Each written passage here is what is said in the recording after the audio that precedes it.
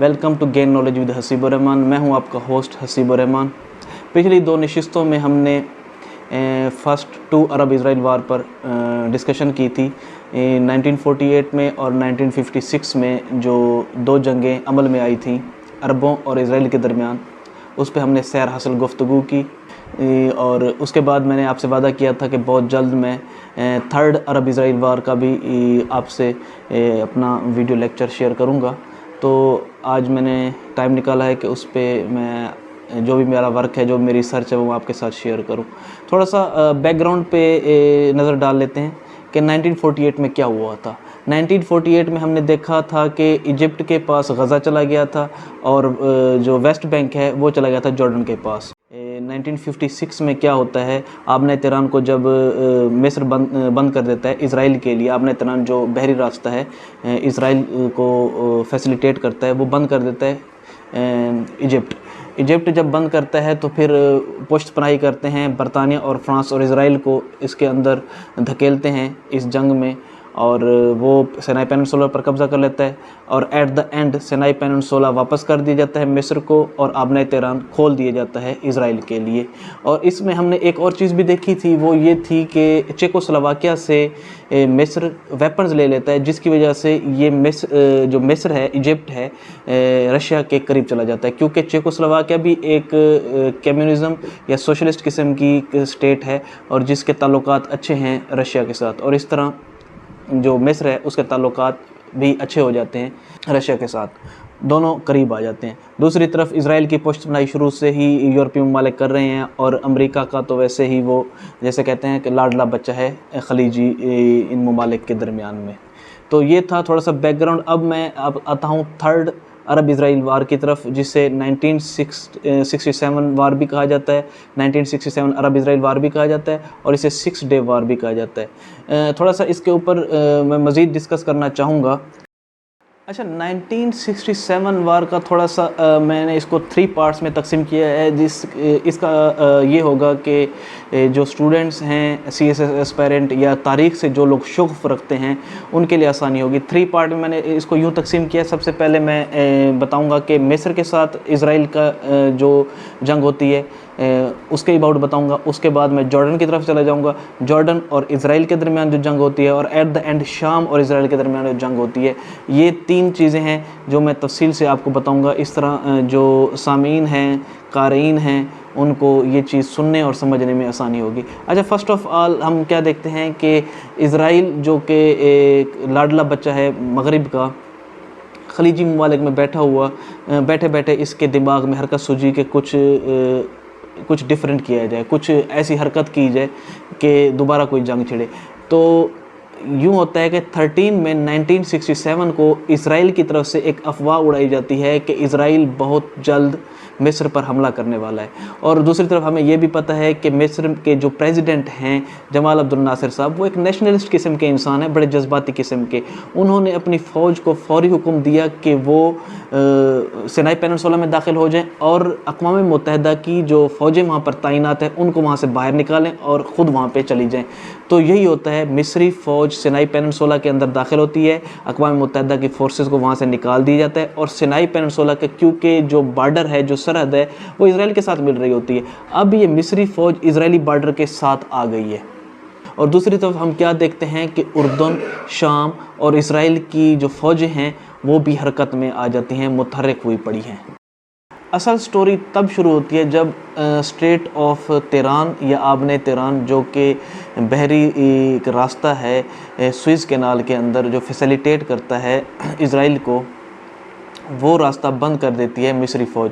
पिछली नशिस्त में, पिछली वीडियो में भी मैंने बताया था कि जब जंगबंदी हो जाती है तो अक़वाम मुत्तहिदा जैसे सिनाई पेनिनसुला वापस कर देता है मिस्र को, इसी तरह जो स्ट्रेट ऑफ तिरान है या आबने तिरान है वो रास्ता भी खोल देता है। किसके लिए? इसराइल के लिए। अक़वाम मुत्तहिदा ने वो रास्ता खोल दिया था। अब जो 1967 की वार है या 6 डे वार है, इसमें मिस्री फ़ौज क्या कर देती है, स्ट्रेट ऑफ तिरान को, आबने तिरान को दोबारा ब्लॉक कर देती है। ये चीज़ नाकाबिल बर्दाश्त होती है इसराइल के लिए। इसराइली हुकूमत फ़ैसला करती है कि 4 जून 1967 को 4 जून 1967 को वो जंग लड़ेंगे मिस्र के ख़िलाफ़। अच्छा, मैं थोड़ा सा फिगर्स बताता चलूँ। ये अरब कोलिशन, अरब क्योंकि इत्तेहाद होता है इसमें, मुख्तलिफ़ ममालिक मैंने पहले बता दिए हैं, जो ममालिक इसमें शामिल हैं उनमें जो टोटल नफरी है, टोटल टैंक हैं, टोटल तैयारे हैं, उनका फिगर्स देख लेते हैं। अरब कोलिशन की तरफ से 2,40,000 फ़ौजी होते हैं और इसराइल के 1 लाख फ़ौजी होते हैं। और अरब की तरफ से 2500 टैंक होते हैं, इसराइल की तरफ से 800 टैंक होते हैं, और अरब की तरफ से 957 तैयारे होते हैं और इसराइल की तरफ से 300 तैयारे होते हैं।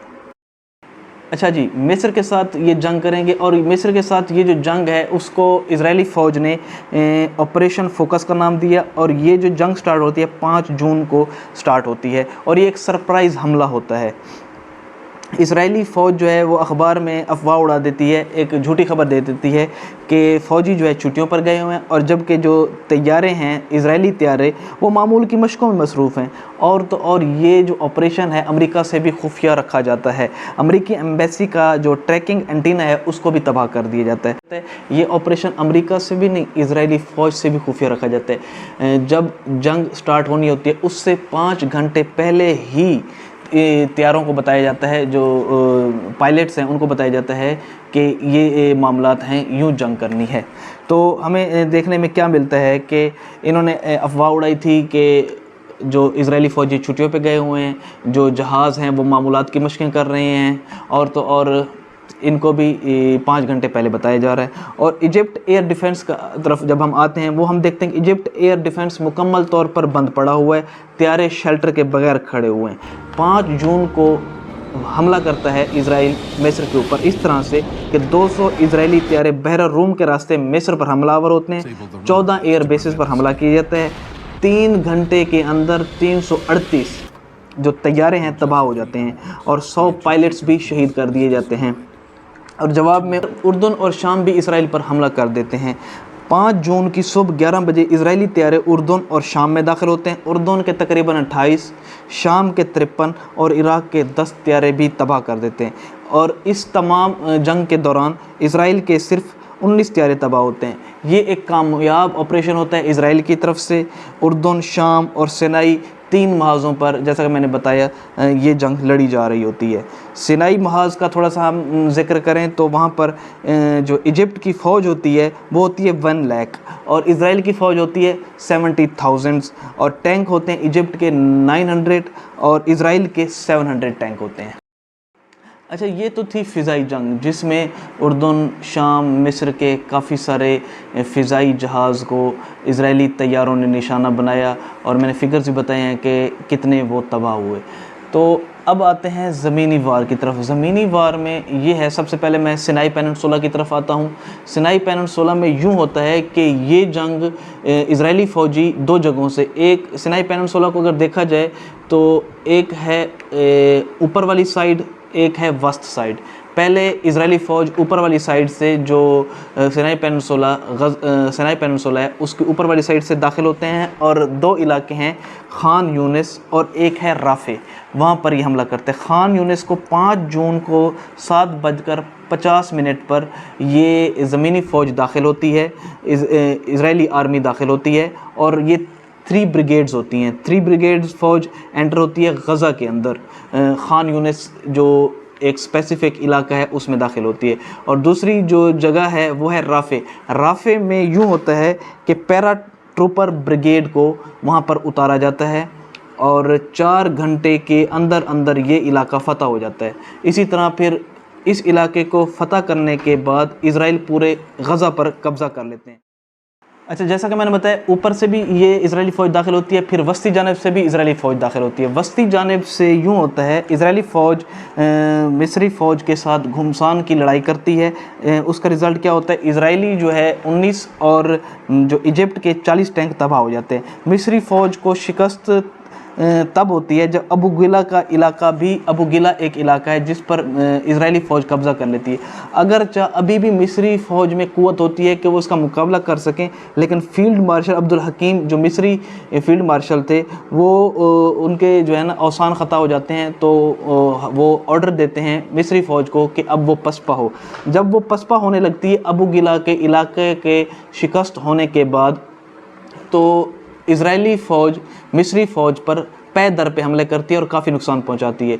ये सिर्फ ज़मीनी फ़ौज नहीं, ऊपर से फ़िज़ाई इजरायली फ़ौज भी ज़मीनी फ़ौज का साथ दे रही होती है, जिसकी वजह से मिस्री फ़ौज का काफ़ी नुकसान हो जाता है। और इसी तरह एट द एंड ये फील्ड मार्शल अब्दुल हकीम साहब ऑर्डर देते हैं कि मिस्री फ़ौज सिनाई से निकल जाए और ये सिनाई पेनिनसुला को खाली कर दिया जाता है। 8 जून तक मुकम्मल सिनाई पेनिनसुला इज़राइल के कब्ज़े में जा चुका होता है। कोई भी मिस्री फ़ौजी अब यहाँ पर मौजूद नहीं होता। मिस्री फ़ौजी मिस्र में होते हैं। सिनाई पेनिनसुला मुकम्मल तौर पर अब यहूदियों के कब्ज़े में आ जाता है।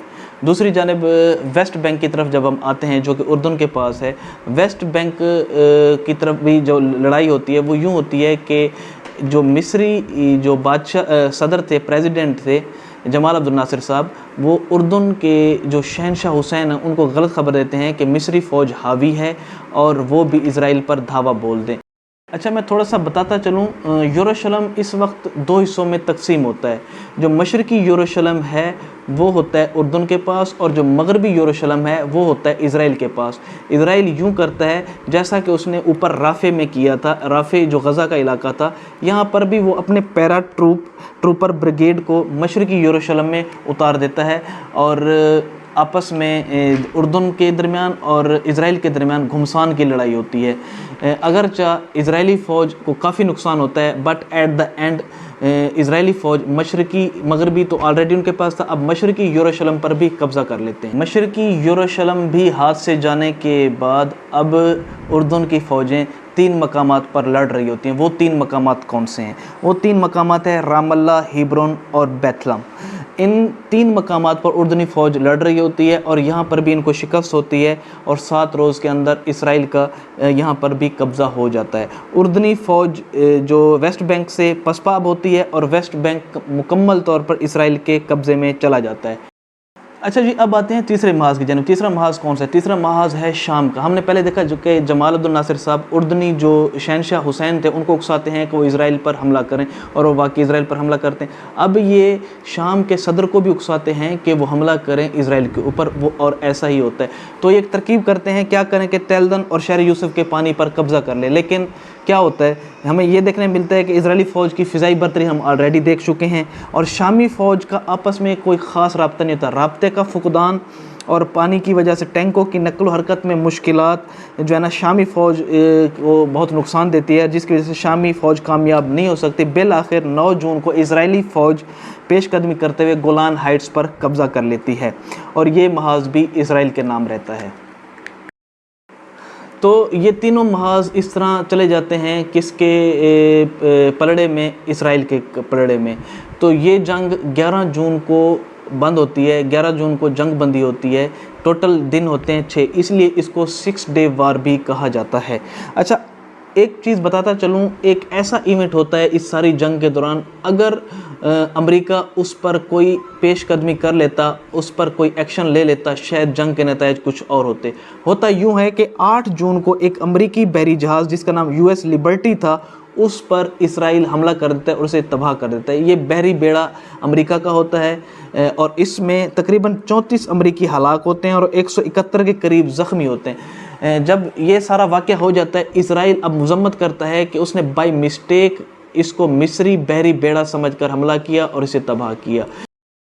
ये बात अमेरिका पर गिरह गुज़रती है कि अमेरिका का इतना बड़ा नुकसान हो गया एक छोटी सी गलती की वजह से जो कि इज़राइल ने की। बहरहाल इज़राइल अपने इस अमल पर माफ़ी मांगता है और कहता है कि उसने ये बहरी बेड़ा अल-कसीर समझा था। अल-कसीर एक मिस्री जहाज़ था जिसको अपने लिए मौत समझता था इज़राइल ने अल-कसीर समझकर इसको तबाह किया, इसलिए अब वो माज़रत हाँ है। अच्छा, ये तो थी 1967 वार या 6 डे वार। अच्छा, इसकी थोड़ी सी कैजुअलिटीज़ देख लें कि सोल्जर कैजुअलिटीज़ क्या हैं, टैंक डिस्ट्रॉय कितने हुए, एयरक्राफ्ट डिस्ट्रॉय कितने हुए। अच्छा, थोड़ा सा पहले बताता चलूँ, जो सोल्जर कैजुअलिटीज़ हैं, जो फ़ौजी मारे गए, इज़राइल के 983 और अरब के 18,200 फ़ौजी मारे गए और इज़राइल के 400 जबकि अरब के 2,000 टैंक तबाह हुए और एयरक्राफ्ट जो हैं इज़राइल के 50 और अरब के 500 तबाह हुए। अच्छा, सिनाई पेनिनसुला के अलावा तमाम इलाके आज भी इसराइल के पास हैं। वेस्ट बैंक भी इसराइल के पास है, गोलान हाइट्स भी इसराइल के पास हैं, जो बड़ी अहमियत के हामिल हैं। इस पर मैं नेक्स्ट कमिंग डेज़ में वीडियो बनाऊंगा कि इनकी कितनी अहमियत है। अच्छा, इस जंग को 6 डे वार कहा जाता है क्योंकि ये 6 दिन तक रही, 6 दिन बाद ये जंग बंद हो गई। 1967 में जो ये वार हुई, 6 डे वार, इससे हमें काफ़ी कुछ सीखने को मिलता है। इससे हमें कुछ चीज़ों की अहमियत का अंदाज़ा होता है। इससे हमें अंदाज़ा होता है कि फ़िज़ाई फ़ौज की अब कितनी अहमियत है जंगों में। इससे हमें ये भी अंदाज़ा होता है कि इंटेलिजेंस इदारों की कितनी अहमियत है जंगों में। तो 6 डे वार एक जंगों की हियत अब तब्दील करके रख देती है। तो ये थी 6 डे वार, 1967 अरब इज़राइल वार या थर्ड अरब इज़राइल वार। आने वाले दिनों में मैं 1973 में जो वार हुई अरबों और इज़राइल के दरमियान, उस पर इंशाल्लाह उस पर रोशनी डालने की कोशिश करूँगा। उस पर इंशाल्लाह सैर हासिल गुफ्तगू होगी कि उसके पीछे क्या मुहर्रिकात कार फरमा थे, कौन कौन से ममालिक इसमें शरीक हुए और उसके क्या नताइज थे। इंशाल्लाह आने वाले दिनों में इस पर वीडियो बनाऊंगा। अच्छा, इस वीडियो में काफ़ी सारी चीज़ें हैं जो आपको शायद समझ में ना आएँ, तो उनको समझने के लिए आपको पिछली 2 वीडियोज़ को आई थिंक देखना चाहिए। उन वीडियोज़ का लिंक मैं डिस्क्रिप्शन में डाल दूँगा। वो है 1948 अरब इज़राइल वार और 1956 अरब इज़राइल वार। तो डिस्क्रिप्शन में लिंक होगा, अगर आप देखना चाहें तो वो देख सकते हैं। अगर वो आप देख लेंगे तो ये जो वीडियो है आपको अच्छी तरह समझ आएगी। Thank you.